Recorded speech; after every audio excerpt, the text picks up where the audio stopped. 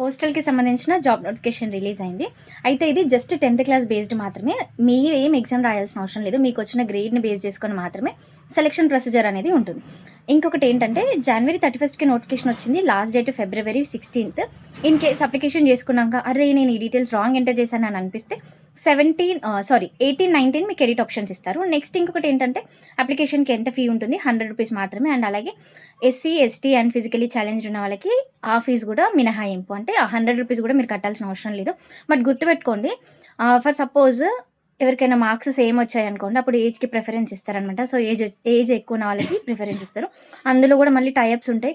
Marks అని specially math marks, సైన్స్‌వి అట్లా చూడడం జరుగుతుంది. అప్లికేషన్ అయితే చేసుకోండి. బట్ గ్రేడ్స్ మంచిగా ఉన్న వాళ్ళకి మాత్రమే వస్తుంది.